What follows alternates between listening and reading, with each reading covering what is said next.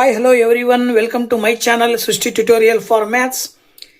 SSLC board ಎಕ್ಸಾಮಿನ paper 2 2025 ಮತ್ತು 26ರ maths English medium ಅಲ್ಲಿ ಬರ್ತಕ್ಕಂತಹ 3 ಅಂಕದ ಕ್ವೆಶ್ಚನ್ಸ್ ಅನ್ನ ಇನ್ನು ಕೆಲವು ಕ್ವೆಶ್ಚನ್ಸ್ ಬ್ಯಾಲೆನ್ಸ್ ಬಿಟ್ಟಿದ್ದೆ. ಸೊ ಆ ಒಂದು ಬ್ಯಾಲೆನ್ಸ್ ಕ್ವೆಶ್ಚನ್ಸ್ ಅನ್ನ ಈ ಒಂದು ವಿಡಿಯೋದಲ್ಲಿ ನಿಮ್ಮ ಜೊತೆ ಡಿಸ್ಕಷನ್ ಮಾಡ್ತಾ ಇದ್ದೀನಿ. ಸೊ ಬನ್ನಿ ಕ್ಲಾಸ್ ಶುರು ಮಾಡೋಣ. ಸೊ ನೋಡಿ, 3 ಮಾರ್ಕ್ಸ್ ಕ್ವಶನ್ 27 ವರೆಗೂ ಹಿಂದಿನ ವಿಡಿಯೋದಲ್ಲಿ ಅಪ್ಲೋಡ್ ಮಾಡಿದ್ದೀನಿ. ಸೊ ಈ ಒಂದು ವಿಡಿಯೋದಲ್ಲಿ 28 ಅಂತ ನೋಡೋದಾದ್ರೆ 28 ಕ್ವಶನ್ ಬಂದ್ಬಿಟ್ಟು ಏನ್ ಹೇಳತ್ತಪ್ಪ ಅಂತ ಹೇಳಿದ್ರೆ, in the figure O is the centre of the circle with radius 21 centimetre. Okay, 21 centimetre radius ಅನ್ನು ಹೊಂದಿದೆ.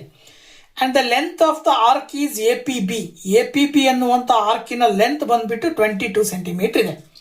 ಸೊ ನೀವು ಈ ಸೆಗ್ಮೆಂಟಿನ ಏರಿಯಾ ಕಂಡುಹಿಡಬೇಕು. ಎ ಸೆಗ್ಮೆಂಟ್ ಏನು ಬರುತ್ತಲ್ಲ, ಈ ಸೆಗ್ಮೆಂಟಿನ ಏರಿಯಾವನ್ನ ಕಂಡುಹಿಡಿಯಿರಿ ಅಂತ ಕ್ವಶನ್ ಕೊಟ್ಟಿದ್ದಾರೆ. ಸೊ ಇದನ್ನ ಕಂಡುಹಿಡಿಬೇಕಾದ್ರೆ ಏನ್ ಮಾಡ್ಬೇಕಪ್ಪ ಅಂತ ಹೇಳಿದ್ರೆ, ಸೊ ಗಿವನ್ ಅವ್ರು ಕೊಟ್ಟಿರ್ತಕ್ಕಂಥದ್ದು ಏನು ಅಂದ್ರೆ, length of on arc is 22 ಅಂತ ಕೊಟ್ಟಿದ್ದಾರೆ. ಸೊ ನಿಮಗೆ ಲೆಂತ್ ಆಫ್ ಆನ್ ಆರ್ಕ್ ಅನ್ನ ಕಂಡುಹಿಡಿಯುವಂತ ಫಾರ್ಮುಲಾ ಬಂದ್ಬಿಟ್ಟು θ/360 into 2πr. So that is equal to 22 ಅಂತ ತಗೊಳ್ರಿ.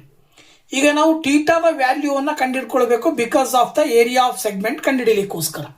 ಸೊ ದಟ್ θ/360 ಇಂಟು 2 ಇಂಟು π ನ value we know the 22/7 into radius ಅವರೇ ಕೊಟ್ಟಿದ್ದಾರೆ 21, that is equal to 22. Next ಥೀಟಾವನ್ನ ಇಲ್ಲಿ ಇಟ್ಕೊಂಡು ಎಲ್ಲಾ ವ್ಯಾಲ್ಯೂಸ್ ಅನ್ನ ಈಕ್ವಲ್ ಇಂದ ಆ ಕಡೆ ಕಳಿಸಿದ್ರೆ ಡಿವೈಡೆಡ್ ಬೈ 360 ಡಿವೈಡೆಡ್ ಬೈ 7 ಈ ಕಡೆ ಬಂದ್ರೆ ಇಂಟು 360 ಇಂಟು 7 ಆಗುತ್ತೆ. 2 ಇಂಟು 22 ಇಂಟು 21 ಈ ಕಡೆ ಬಂದ್ರೆ ಡಿವೈಡೆಡ್ ಬೈ 2 ಇಂಟು 22 ಇಂಟು 21 ಆಗುತ್ತೆ. ನೋಡಿ, 22 ಕ್ಯಾನ್ಸಲ್. ಅಂಡ್ ನೆಕ್ಸ್ಟ್ ಬಂದ್ಬಿಟ್ಟು ಇಲ್ಲಿ ನೀವು 7 1s 7 3s, next 3 1s 3 1s 3 2s 6 ಅಂತ ಹೇಳ್ಬೋದು. ದೆನ್ 2 ದಿಂದ 120 ಅನ್ನ ಡಿವೈಡ್ ಮಾಡಿದಾಗ ನಿಮಗೆ ಥೀಟಾದ ವ್ಯಾಲ್ಯೂ ಬಂದ್ಬಿಟ್ಟು 60 ಡಿಗ್ರಿ ಸಿಗುತ್ತೆ. ಓಕೆನಾ? ಸೊ ಈ ಒಂದು ಥೀಟಾದ ವ್ಯಾಲ್ಯೂ ಅನ್ನ ಬಳಸ್ಕೊಂಡು ಈಗ ನೀವು ಏರಿಯಾ ಆಫ್ ಸೆಗ್ಮೆಂಟ್ ಕಂಡುಹಿಡಿಬೇಕು. ಈ ಏರಿಯಾ ಆಫ್ ಸೆಗ್ಮೆಂಟ್ ಅಂತ ಹೇಳಿದ್ರೆ ಇದಿಷ್ಟು ಭಾಗ ಅಲ್ವಾ, ಇದನ್ನು ಕಂಡುಹಿಡಿಬೇಕಂದ್ರೆ ಇದಿಷ್ಟು ಸೆಕ್ಟರ್ ಆಗತ್ತೆ. ಈ ಸೆಕ್ಟರ್ ನಲ್ಲಿ ಟ್ರಯಾಂಗಲ್ ನ ಏರಿಯಾವನ್ನ ಕಳಿಬೇಕಾಗತ್ತೆ. ಹಾಗಾಗಿ area of sector minus area of triangle ಅಂತ ಕರಿತೀವಿ. ಸೆಕ್ಟರ್ ನ ಫಾರ್ಮುಲಾ ಬಂದು θ/360 ಇಂಟು πr² ಇರುತ್ತೆ, ಮೈನಸ್ ಟ್ರಯಾಂಗಲ್ ನ ಏರಿಯಾವನ್ನ ಆಕ್ಚುಯಲ್ ಆಗಿ ನಾವು half into base into height ತಗೊಂತೀವಿ. ಬಟ್ ಇದು ಈಕ್ವಿಲ್ಯಾಟ್ರಲ್ ಟ್ರಯಾಂಗಲ್ ಆಗಿದೆ. ಹೇಗೆ ಈಕ್ವಿಲ್ಯಾಟ್ರಲ್ ಟ್ರಯಾಂಗಲ್ ಅಂದ್ರೆ, ಈ ಆಂಗಲ್ 60 ಡಿಗ್ರಿ ಇದೆ. ಓಕೆನಾ? ಮತ್ತೆ ಈ ಎರಡೂ ಸೈಡ್ ಸಪೋಸ್ OAB ಅಂತ ತಗೊಂಡ್ರೆ OB ಮತ್ತೆ OA ಎರಡು ಈಕ್ವಲ್ ಇದಾವೆ. ಇವೆರಡು ಈಕ್ವಲ್ ಇದಾವೆ ಅಂದ್ರೆ ಅದರ ಅಪೋಸಿಟ್ ಆಂಗಲ್ಸ್ ಎರಡು ಈಕ್ವಲ್ ಇರಬೇಕು. ಟೋಟಲ್ 180 ಡಿಗ್ರಿನಲ್ಲಿ, ಓಕೆನಾ? ಸೊ ಟೋಟಲ್ 180 ಡಿಗ್ರಿನಲ್ಲಿ 60 ಡಿಗ್ರಿ ಲೆಸ್ ಮಾಡಿದ್ರೆ ನೆಕ್ಸ್ಟ್ ಉಳಿತು 120 ಡಿಗ್ರಿ ಉಳಿತು. ಆ 120 ಡಿಗ್ರಿನ ಸಮಭಾಗವಾಗಿ ಡಿವೈಡ್ ಮಾಡಿದಾಗ ಇದಕ್ಕೂ 60 ಇದಕ್ಕೂ 60 ಬರುತ್ತೆ. It means that all angles are equal. ಮೂರು ಟ್ರಯಾಂಗಲ್ ನ ಮೂರು ಆಂಗಲ್ 60 ಡಿಗ್ರಿ ಇದೆ ಅಂದ್ರೆ ಇದು ಒಂದು ಈಕ್ವಿಲ್ಯಾಟ್ರಲ್ ಟ್ರಯಾಂಗಲ್. ಸೊ ಈ ಈಕ್ವಿಲ್ಯಾಟ್ರಲ್ ಟ್ರಯಾಂಗಲ್ ನ ಫಾರ್ಮುಲಾ ಬಂದ್ಬಿಟ್ಟು ಏರಿಯಾದ್ದು √3/4 ಇಂಟು a² ಅಂತ ತಗೋತೀವಿ. ಸೊ ಈಗ ವ್ಯಾಲ್ಯೂ ಸಬ್ಸ್ಟಿಟ್ಯೂಟ್ ಮಾಡಿದ್ರೆ ಥೀಟಾದ value 60 degree divided by 360 into π ನ ವ್ಯಾಲ್ಯೂ 22/7 ಇಂಟು ರೇಡಿಯಸ್ ಅವರೇ ಕೊಟ್ಟಿದ್ದಾರೆ 21. ಸೊ ಇಲ್ಲಿ ಸ್ಕ್ವೇರ್ ಇರೋದ್ರಿಂದ ಇಂಟು 21 ಅಂತ ತಗೊಂತೀನಿ ನಾನು 2 ಬಾರಿ, ಮೈನಸ್ √3 ನ ವ್ಯಾಲ್ಯೂ ಆಸ್ ಯೂಸುವಲ್ 1.7 ನಿಯರ್ಲಿ ಅಂತ ತಗೊಳ್ಬಹುದು, ಇಂಟು a² ಅಂತ ಹೇಳಿದ್ರೆ ಇಲ್ಲೂ ಕೂಡ ಪ್ರತಿಯೊಂದು ಸೈಡು ಕೂಡ 21 ಸೆಂಟಿಮೀಟರ್ ಇರುತ್ತೆ. ಹಾಗಾಗಿ 21 ಇಂಟು 21 ಡಿವೈಡೆಡ್ ಬೈ 4 ಅಂತ ಹೇಳ್ತೀವಿ. ಅಲ್ಲಿಗೆ ಇದಿಷ್ಟನ್ನ ಸಿಂಪ್ಲಿಫೈ ಮಾಡ್ತಾ ಹೋದಾಗ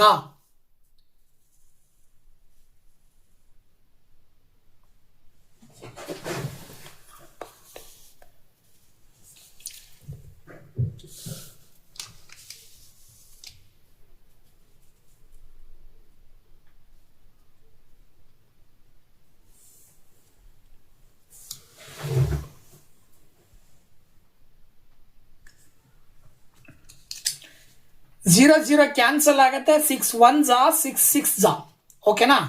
7 1s 7 3s, 3 1s 3 2s, 2 1s 2 11s. ಅಲ್ಲಿಗೆ ನಿಮಗೆ ಇಲ್ಲಿ ಉಳಿದಿರೋದು ಏನಪ್ಪಾ ಅಂತ ಹೇಳಿದ್ರೆ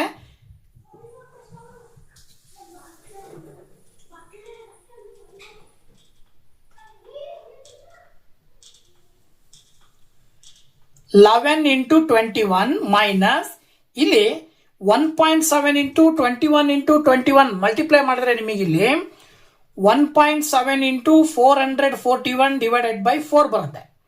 ಆ್ಯಂಡ್ ನೆಕ್ಸ್ಟ್ ಇಲ್ಲಿ 11 ಇಂಟು 21 ಮಾಡಿದ್ರೆ ಆಕ್ಚುಲಿ 231 ಬರುತ್ತೆ. 1.7 ಇಂಟು 441 ಮಾಡಿ ಡಿವೈಡೆಡ್ ಬೈ 4 ಮಾಡಿದ್ರೆ 191 ನಿಯರ್ಲಿ ಬರುತ್ತೆ. ಅಲ್ಲಿಗೆ 231 ನಲ್ಲಿ 191 ಅನ್ನು ಕಳೆದ್ರೆ ನಿಮಗೆ ಏನು ಬರುತ್ತೆ? 40 ಸ್ಕ್ವೇರ್ ಸೆಂಟಿಮೀಟರ್ ಬರುತ್ತೆ. ಎಷ್ಟು ಬರುತ್ತೆ? 40 square centimetre. So this is the length area of the segment. ಈ ಸೆಗ್ಮೆಂಟಿನ ಏರಿಯಾ ಆಗಿರುತ್ತೆ ಅಂತ ಹೇಳಿ ನಾವು ಸುಲಭವಾಗಿ ಹೇಳಬಹುದು. ಸೊ ನೆಕ್ಸ್ಟ್ ಕ್ವಶನ್ ಬಂದ್ಬಿಟ್ಟು 29th ಕ್ವಶನ್. ಮೋಡು ಮತ್ತೆ ಮೀಡಿಯನ್ ಎರಡು ಆಪ್ಷನ್ ಕೊಟ್ಟಿದ್ದಾರೆ. ಸೊ ಎರಡರಲ್ಲಿ ಒಂದನ್ನು ನೀವು ಮಾಡಬೇಕಾಗತ್ತೆ. ಮೊದಲನೇದಾಗಿ find the mode for the following frequency distribution table ಅಂತ ಕೊಟ್ಟಿದ್ದಾರೆ. ಕ್ಲಾಸ್ ಇಂಟರ್ವಲ್ ಮತ್ತೆ ಫ್ರೀಕ್ವೆನ್ಸಿಯನ್ನ ಕೊಟ್ಟಿದ್ದಾರೆ. ಸೊ ಮೋಡ್ ಕಂಡುಹಿಡಿಯೋದು ಹೇಗೆ ಅಂತಕ್ಕಂಥದ್ದನ್ನ ನೋಡಿದ ನಂತರದಲ್ಲಿ ಮೀಡಿಯನ್ ಕಂಡುಹಿಡಿಯೋದ್ರ ಬಗ್ಗೆ ಡಿಸ್ಕಷನ್ ಮಾಡೋಣ. ಓಕೆನಾ? ಓಕೆ. ಸೊ ಅವ್ರು ಕೊಟ್ಟಿರುವ ಹಾಗೆ ಕ್ಲಾಸ್ ಇಂಟರ್ವಲ್ ಬಂದು 10 to 20, 20 to 30, 30 to 40, 40 to 50 ಮತ್ತೆ 50 to 60.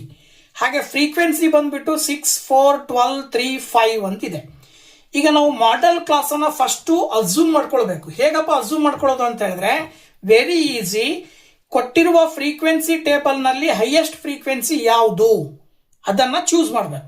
ಸೊ ಇಲ್ಲಿ ಹೈಯೆಸ್ಟ್ ಫ್ರೀಕ್ವೆನ್ಸಿ ಬಂದ್ಬಿಟ್ಟು 12. ಸೊ 12 ಹೈಯೆಸ್ಟ್ ಫ್ರೀಕ್ವೆನ್ಸಿ ಇದೆ ಅಂದ್ರೆ ಅದರ ಕ್ಲಾಸ್ ಇಂಟರ್ವಲ್ ಅನ್ನ ನಾವು 30 to 40 ಅನ್ನ ಮಾಡೆಲ್ ಕ್ಲಾಸ್ ಅಂತ ಸೆಲೆಕ್ಟ್ ಮಾಡ್ತೀವಿ. ಅಂದ್ರೆ ಅದರ ಅರ್ಥ ಮೋಡ್ ಬಂದ್ಬಿಟ್ಟು 30 to 40 ಮಧ್ಯೆ ಬರುತ್ತೆ ಅಂತ. 30 ಮತ್ತು 40 ಒಳಗಡೆ ಎಲ್ಲಾದ್ರೂ ಬರ್ಬೋದು, ಯಾವುದಾದ್ರೂ ವ್ಯಾಲ್ಯೂ ಬರ್ಬೋದು ಅಂತೇಳಿ ಅರ್ಥ. ಸೊ ಇನ್ನ ವ್ಯಾಲ್ಯೂ ಫಾರ್ಮುಲಾ ಬಂದ್ಬಿಟ್ಟು mode is equal to L plus F1 minus F0 divided by 2 into F1 minus F0 minus F2 into H ಅಂತ ಹೇಳ್ತೀವಿ. ಹಾಗಾದ್ರೆ ಈ ವ್ಯಾಲ್ಯೂಸ್ ಅನ್ನು ತಗೊಳ್ಳೋದು ಹೇಗಪ್ಪ ಅಂತ ಹೇಳಿದ್ರೆ ಎಲ್ ಅಂದ್ರೆ ನಾವು ಲೋಯರ್ ಲಿಮಿಟ್ ಅಂತ ಕರಿತೀವಿ.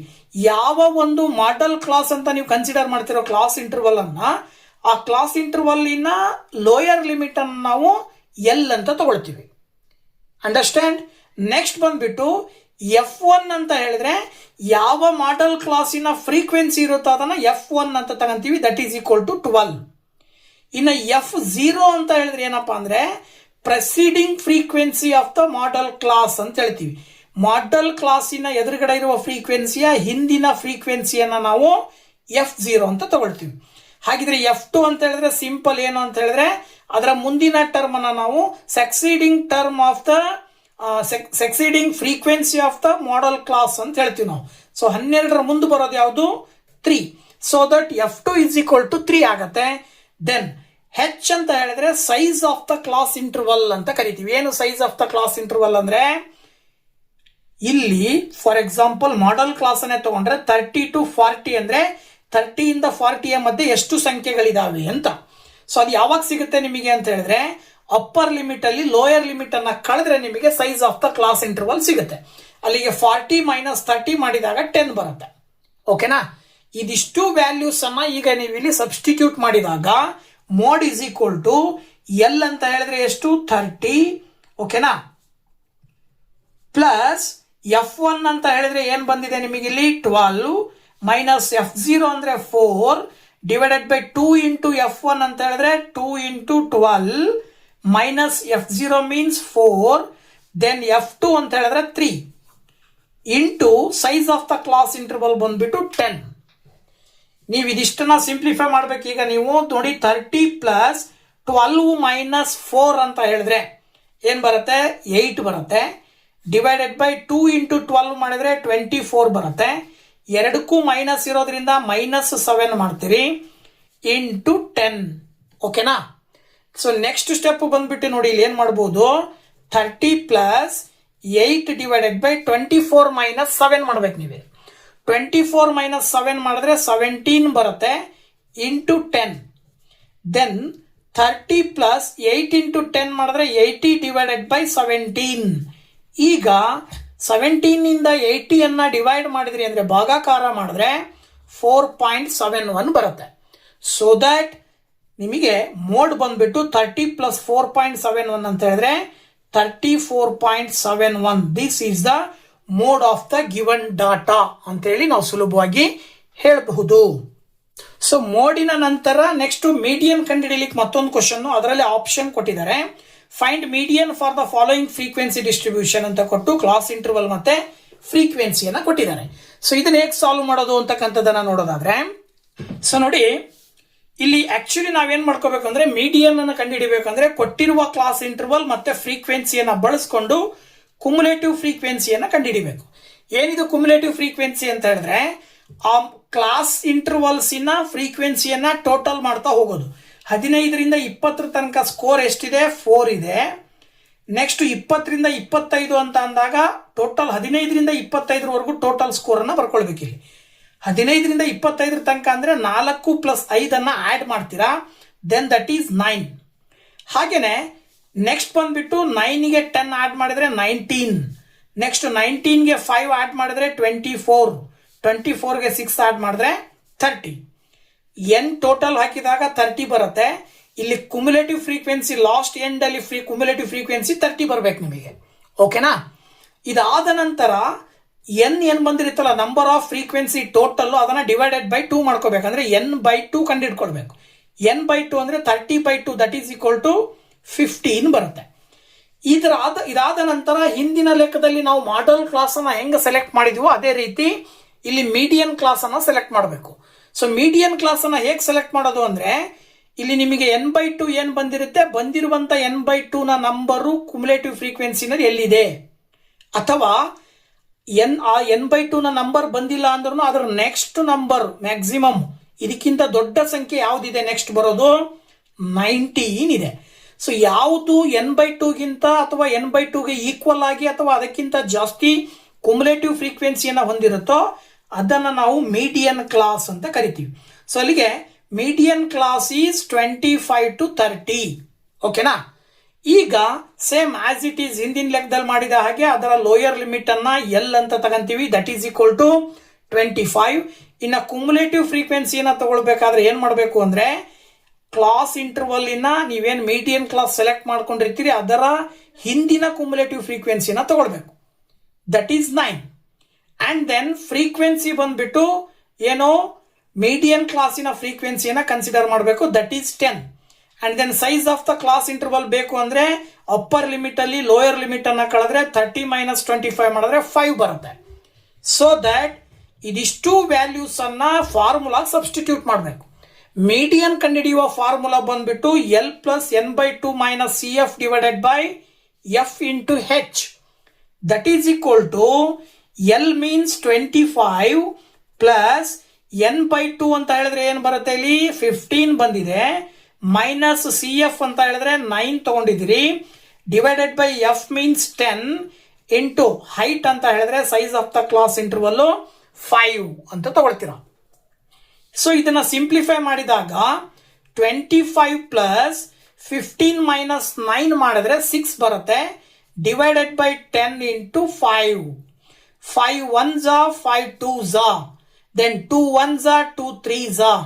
So that ಇಲ್ಲಿ 25 ಆದ್ರೆ ಇದಿಷ್ಟರಲ್ಲಿ 3 ಉಳಿದಿದೆ, 25 ಪ್ಲಸ್ 3 ಮಾಡಿದ್ರೆ 28 ಬರುತ್ತೆ. So this is the median for the given data ಅಂತ ಹೇಳಿ ನಾವು ಸುಲಭವಾಗಿ ಹೇಳಬಹುದು. ಸೊ 3 marks ಕ್ವಶನ್ ಇನ್ನ ನೆಕ್ಸ್ಟ್ ಬಂದ್ಬಿಟ್ಟು 30th ಕ್ವಶನ್.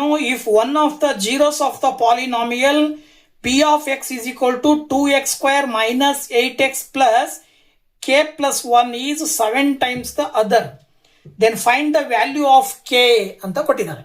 ಸೊ ಅವ್ರು ಹೇಳುವಂತಹ ಸ್ಟೇಟ್ಮೆಂಟ್ ಏನ್ ಹೇಳುತ್ತಪ್ಪ ಅಂತ ಹೇಳಿದ್ರೆ, ಒಂದು ಜೀರೋ, ಈ ಒಂದು ಪಾಲಿನಾಮಿಯಲಿನಲ್ಲಿ 2 ಜೀರೋಸ್ ಬರ್ತವೆ, ಅದರಲ್ಲಿ ಒಂದು ಜೀರೋ ಇನ್ನೊಂದು ಜೀರೋದ 7 ಟೈಮ್ಸ್ ಆಗಿರುತ್ತೆ ಅಂತ ಕೊಟ್ಟಿದ್ದಾರೆ. ಹಾಗಾದ್ರೆ ಕೆ ನ ಬೆಲೆ ಏನು ಅಂತ ಹೇಳಿ ಫೈಂಡ್ ಔಟ್ ಮಾಡ್ಬೇಕು ನಾವು. ಓಕೆನಾ? ಓಕೆ, ನೋಡಿ ಅವ್ರು ಹೇಳೋ ಪ್ರಕಾರ ಪಾಲಿನಾಮಿಯಲ್ ಬಂದ್ಬಿಟ್ಟು 2x square minus 8x plus K plus 1 ಅಂತೇಳಿ. ನಾವು ಕ್ವಾಡ್ರಾಟಿಕ್ ಪಾಲಿನಾಮಿಯಲಿನ ಜನರಲ್ ಫಾರ್ಮ್ ಬಂದ್ಬಿಟ್ಟು ax square plus bx plus c ಅಂತ ಕರಿತೀವಿ. ಇಲ್ಲಿ ಇದನ್ನ ನಾವು ಕಂಪ್ಯಾರಿಸನ್ ಮಾಡಿದಾಗ a ನ ವ್ಯಾಲ್ಯೂ ಬಂದ್ಬಿಟ್ಟು 2 ಬರುತ್ತೆ, b ನ ವ್ಯಾಲ್ಯೂ ಬಂದ್ಬಿಟ್ಟು -8 ಬರುತ್ತೆ, c ನ ವ್ಯಾಲ್ಯೂ ಬಂದ್ಬಿಟ್ಟು k ಪ್ಲಸ್ 1 ಅಂತ ತಗೊಳ್ತೀವಿ. ಹಾಗಿದ್ಮೇಲೆ ನಮಗೆ ಗೊತ್ತು sum of the two zeros is minus B by A ಅಂತ ಫಾರ್ಮುಲಾ. ಅದ್ರ ಪ್ರಕಾರ ನಾವು ಆ ಎರಡು ಜೀರೋಸ್ ಅನ್ನ ಒಂದು ಆಲ್ಫಾ ಇನ್ನೊಂದು ಬೀಟಾ ಅಂತ ಕನ್ಸಿಡರ್ ಮಾಡಿದ್ರೆ alpha plus beta is equal to minus B by A. As usual the product of two zeros is C by A ಅಂತ ಹೇಳ್ತೀವಿ. So that alpha into beta is equal to C by A. Next ಬಂದ್ಬಿಟ್ಟು ಅವರೇ given ಕೊಟ್ಟಿದ್ದಾರೆ, ಒಂದು zero ಇನ್ನೊಂದು ಜೀರೋದ 7ರಷ್ಟಿರುತ್ತೆ ಅಂತ. So ನಾವು ಒಂದು ಆಲ್ಫಾ ಅಂತ ತಗೊಂಡ್ರೆ ಬೀಟಾ ಅನ್ನೋದು ಆಲ್ಫಾದ 7ರಷ್ಟಿದೆ ಅಂತ ತಗೊಂಡ್ರೆ alpha plus 7 alpha is equal to minus B by A ಆಗುತ್ತೆ. ದೆನ್ ಆಲ್ಫಾ ಪ್ಲಸ್ 7 ಆಲ್ಫಾ ಅಂದ್ರೆ 8 alpha, that is equal to minus of minus 8 divided by 2. Then 8 into alpha is equal to 8 by 2 ಆಗುತ್ತೆ. ಅಥವಾ ನೀವು ಬರೀ alpha ಇಲ್ಲೇ ಇಟ್ಕೊಂಡು 8/2 into divided by 8 ಅಂತ ತಗೊಳ್ಬೋದು. ನೀವು ಈ ಇಂಟು 8 ಈ ಕಡೆ ಬಂದ್ರೆ ಡಿವೈಡೆಡ್ ಬೈ 8 ಆಗುತ್ತೆ. ದೆನ್ 8 ಕ್ಯಾನ್ಸಲ್ ಮಾಡಿದ್ರೆ ಅಂದ್ರೆ ಆಲ್ಫಾ ಇಸ್ ಈಕ್ವಲ್ ಟು 1/2 ಬಂತು. ಸೊ ಅಲ್ಲಿಗೆ ನಿಮಗೆ ಒಂದು ಜೀರೋ ಸಿಕ್ತು.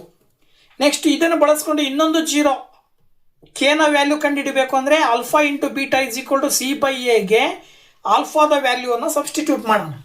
ನೋಡಿ, ಇಲ್ಲಿ ನಾವೇ ಇಲ್ಲಿ ತಗೊಂಡಿರುವ ಹಾಗೆ ಆಲ್ಫಾ ಇಂಟು ಬೀಟಾ ಅಂದ್ರೆ 7 alpha, that is equal to C ನ value K plus 1/2. Then alpha ಅಂತ ಹೇಳಿದ್ರೆ 1/2 into 7 into 1/2, that is equal to K plus 1 divided by 2 ಆಗುತ್ತೆ. ನೀವು ಇಲ್ಲಿ ಡೈರೆಕ್ಟ್ ಆಗಿ ಎರಡು ಕಡೆ ಒಂದೊಂದು 2 ನ ಕ್ಯಾನ್ಸಲ್ ಮಾಡಬಹುದು. ಅಲ್ಲಿಗೆ ಏನ್ ಬರುತ್ತೆ, ಇಲ್ಲಿ 7/2 1 ಇಂಟು 7 ಇಂಟು 1 ಮಾಡಿದ್ರೆ 7 ಬರುತ್ತೆ ಡಿವೈಡೆಡ್ ಬೈ 2. ಈ ಕೆ ನ ಪ್ಲಸ್ 1 ಅನ್ನ ಈ ಕಡೆ ತಗೊಂಡ್ಬಂದ್ರೆ -1, that is equal to K. ಈಗ ನೀವು 2 ಮತ್ತೆ 1 ಕ್ಯಾಲ್ಸಿಯಂ ತಗೊಂಡ್ರೆ 2 ಬರುತ್ತೆ. Then 7 minus 2 that is equal to K. So that 7 minus 2 ಮಾಡಿದ್ರೆ 5 divided by 2 is equal to K ಅಂತ ಬರುತ್ತೆ. ಇದರ ಅರ್ಥ ಏನು, the value of K is 5/2. ಅವ್ರು ಕೇಳಿರೋದು ಕೆ ನ ಬೆಲೆ ಕಂಡಿಡಿರಿ ಅಂತೇಳಿ. So that the value of K is 5/2 ಅಂತೇಳಿ ನೀವು ಸುಲಭವಾಗಿ ಹೇಳಬಹುದು. ಸೊ ನೆಕ್ಸ್ಟ್ 31st ಕ್ವಶನ್ ಬಂದ್ಬಿಟ್ಟು prove that the tangent at any point of a circle is perpendicular to the radius through the point of contact ಅಂತ ಕೊಟ್ಟಿದ್ದಾರೆ. ಅಂದ್ರೆ ಇಲ್ಲಿ ನೀವು ಒಂದು ಸರ್ಕಲ್ಲು ಮತ್ತೆ ಸರ್ಕಲ್ಗೆ ಎಳೆದಂತ ರೇಡಿಯಸ್ ಜೊತೆಗೆ ಸರ್ಕಲ್ಗೆ ಎಳೆದಂತ ಟ್ಯಾಂಜೆಂಟಿನ ಮಧ್ಯೆ ಆಂಗಲ್ 90 ಡಿಗ್ರಿ ಇರುತ್ತೆ ಅಂತೇಳಿ ಪ್ರೂವ್ ಮಾಡ್ರಿ ಅಂತೇಳಿ ಸರ್ಕಲ್ ಚಾಪ್ಟರ್ ನಲ್ಲಿ ಬರುವಂತಹ ಫಸ್ಟ್ ಥಿಯರಮ್, ಈ ಒಂದು ಥಿಯರಮ್ ಅನ್ನ ಪ್ರೂವ್ ಮಾಡ್ಬೇಕು ನೀವು. ಸೊ ಹೆಂಗ್ ಮಾಡ್ಬೋದು ಇದನ್ನ ಅಂತ ನೋಡೋದಾದ್ರೆ, ಸೊ ನೋಡಿ, ಆ ಒಂದು ಥಿಯರಮ್ ಅನ್ನ ನಾವಿಲ್ಲಿ ಫಸ್ಟ್ ಕೊಟ್ಟಿರುವಂತ ಥಿಯರಮಿನ ಆಧಾರದ ಮೇಲೆ ಡಯಾಗ್ರಾಮ್ ಹಾಕೋಬೇಕು. ಡಯಾಗ್ರಾಮ್ ಬಂದ್ಬಿಟ್ಟು circle centre O. So ಓದಿಂದ P ಅನ್ನೋ ಪಾಯಿಂಟಿಗೆ ನಾವೊಂದು ರೇಡಿಯಸ್ ಹಾಕಿದೀವಿ. XY ಎನ್ನುವಂತ ಟ್ಯಾಂಜೆಂಟ್ ಅನ್ನ ಪಿ ಪಾಯಿಂಟ್ ಮುಖಾಂತರ ಪಾಸ್ ಮಾಡಿದೀವಿ. ಆಗ ಅಲ್ಲಿಗೆ OP ಅನ್ನೋದು ರೇಡಿಯಸ್ಸು, XY ಅನ್ನೋದು ಟ್ಯಾಂಜೆಂಟು. ಸೊ OP ಮತ್ತೆ XY ನ ಮಧ್ಯೆ ಆಂಗಲ್ 90 ಡಿಗ್ರಿ ಇದೆ ಅಂತ ಪ್ರೂವ್ ಮಾಡ್ರಿ ಅಂತ ಕ್ವಶನ್ ಅದು ಕೊಟ್ಟಿರೋದು. ಸೊ ಅದ್ರ ಪ್ರಕಾರ ನಾವಿಲ್ಲಿ ಫಸ್ಟ್ ಡಾಟಾ ಗಿವನ್ ಏನು ಅಂತ ತಗೊಂಡ್ರೆ 0 is the centre of a circle and XY is a tangent at a point P on the circle. ಓಕೆನಾ? ಅದು ಅಂದ್ರೆ P ಪಾಯಿಂಟ್ ಅಲ್ಲಿ ಟಚ್ ಆಗಿ ಪಾಸ್ ಆಗಿದೆ ಅಂತ ಅರ್ಥ. ಸೊ ನೀವು ಪ್ರೂವ್ ಮಾಡಬೇಕಾಗಿರೋದೇನು, OP is perpendicular to XY ಅಂತ ಪ್ರೂವ್ ಮಾಡಬೇಕು. ಇದನ್ನ ಪ್ರೂವ್ ಮಾಡಬೇಕಂದ್ರೆ ನೀವೇನ್ ಮಾಡಬೇಕು, OP ಇಂದ XY ನ ಮಧ್ಯೆ ಇಲ್ಲಿ XY ನಲ್ಲಿ ಸರ್ಕಲ್ ನ ಹೊರಭಾಗದಲ್ಲಿ ಒಂದು ಪಾಯಿಂಟ್ Q ಅಂತ ಮಾರ್ಕ್ ಮಾಡ್ಕೋಬೇಕು. ಈ Qಗೆ ಓದಿಂದ ಒಂದು ಲೈನ್ ಡ್ರಾನ್ ಮಾಡಿದ್ರೆ, ಸೊ ಈ OQ ಅಂತಕ್ಕಂಥ ಲೈನ್ ಅನ್ನ ಜಾಯಿನ್ ಮಾಡಿದಿರಿ ಅಂತ. ಇಲ್ಲಿ ಕನ್ಸ್ಟ್ರಕ್ಷನ್ ಬಂದ್ಬಿಟ್ಟು draw A line segment OQ ಅಂತ ನಾವು ತಗೊಂಡಿದೀವಿ. ಓಕೆನಾ? ಹಾಗಿದ್ರೆ ಇದನ್ನ ಪ್ರೂವ್ ಮಾಡೋದು ಹೇಗಪ್ಪ ಅಂತ ಹೇಳಿದ್ರೆ, ವೆರಿ ಸಿಂಪಲ್ ಆಗಿರುವ ಒಂದು ಪಾಯಿಂಟಿನ ಆಧಾರದ ಮೇಲೆ ಹೇಳ್ತೀವಿ ನಾವು. ಏನು ಅಂತ ಹೇಳಿದ್ರೆ, ಈ Q ಅನ್ನೋದು ಆಕ್ಚುಲಿ ಸರ್ಕಲ್ಲಿನ ಹೊರಭಾಗದಲ್ಲಿ ಇದೆ ಪಾಯಿಂಟ್. ಸೊ ಓದಿಂದ Qಗೆ ಲೈನ್ ಹಾಕಿದೀವಿ ಅಂದ್ರೆ ಈ ಲೈನ್ OP ಗಿಂತ ದೊಡ್ಡದಾಗಿದೆ. ಸೊ OP ಗಿಂತ ಇದು ದೊಡ್ಡದಾಗಿದೆ ಅಂತ ಹೇಳಿದ್ರೆ ಅದರ ಅರ್ಥ ಏನಪ್ಪಾ ಅಂತ ಹೇಳಿದ್ರೆ, ಇನ್ ಎ ಟ್ರಯಾಂಗಲ್ ಒಂದು ಬೇಸ್ ಮೇಲಿರುವ ಆ ಕಡೆ ಈ ಕಡೆ ಎರಡು ಸೈಡ್ಸ್ ಇದಾವಲ್ಲ, ಒಂದು ಬೇಸ್ ಮೇಲಿರುವ ಎರಡು ಸೈಡ್ಸ್ ಅಲ್ಲಿ ಒಂದು ಸೈಡ್ ದೊಡ್ಡದಿತ್ತು ಇನ್ನೊಂದು ಸೈಡ್ ಚಿಕ್ಕದಿತ್ತು ಅಂದ್ರೆ ಆ ಚಿಕ್ಕ ಸೈಡು ಬೇಸಿಗೆ ಪರ್ಪೆಂಡಿಕ್ಯುಲರ್ ಆಗಿರುತ್ತೆ ಅಂತ ಹೇಳ್ತೀವಿ ನಾವು. ಇದ್ರ ಆಧಾರದ ಮೇಲೆ ನೋಡಿ, ಇಲ್ಲಿ Q is outside of the circle. The distance from the center O to Q, which is OQ, must be greater than the radius of the circle ಅಂದ್ರೆ O Q is greater than O P, so that O P is the shortest distance from the centre O. So O centre ಇಂದ O P ಮತ್ತೆ O Q ಅನ್ನ compare ಮಾಡಿದ್ರೆ ಇವೆರಡರಲ್ಲಿ ಕಡಿಮೆ distance ಅನ್ನು ಹೊಂದಿರೋದು ಯಾವುದು? O P. So the shortest distance from a point to a line X Y is the perpendicular distance ಅಂತ ಕರಿತೀವಿ ನಾವು ಅದನ್ನ. ಯಾವಾಗ ಆ ಒಂದು ಪಾಯಿಂಟ್ ಕಡಿಮೆ ಡಿಸ್ಟೆನ್ಸ್ ಅನ್ನ ಹೊಂದಿರುವಂತಹ ಶಾರ್ಟೆಸ್ಟ್ ಸೈಡ್ ಇರುತ್ತೋ ಅದು ಪರ್ಪೆಂಡಿಕ್ಯುಲರ್ ಲೆಂತ್ ಅನ್ನ ಹೊಂದಿರುತ್ತೆ.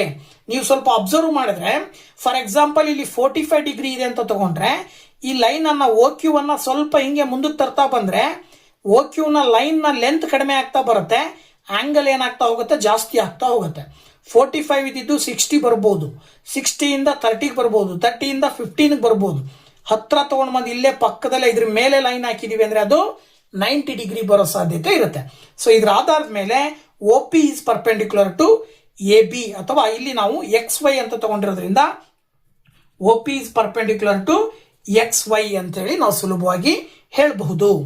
ಇಲ್ಲಿಯವರೆಗೂ ಈ ಒಂದು ವಿಡಿಯೋದಲ್ಲಿ 3 ಅಂಕದ 5 ಕ್ವಶನ್ಸ್ ಅನ್ನ ಸಾಲ್ವ್ ಮಾಡಿದ್ದೀನಿ. ಸೊ ಇನ್ನೂ ಹೆಚ್ಚಿನ ಕ್ವಶನ್ಸ್ ಅನ್ನ ನೆಕ್ಸ್ಟ್ ವಿಡಿಯೋದಲ್ಲಿ ಮತ್ತೊಂದು ಸಾರಿ ಬಂದು ನಿಮ್ಮ ಜೊತೆ ಹಂಚ್ಕೊಳ್ತೀನಿ ಅಂತ ಹೇಳ್ತಾ ಇಷ್ಟೋ ತನಕ ವಿಡಿಯೋ ನೋಡಿದ್ದಕ್ಕೆ ತಮ್ಮೆಲ್ಲರಿಗೂ ಕೂಡ ಥ್ಯಾಂಕ್ಸ್. ಬಾಯ್ ಬಾಯ್.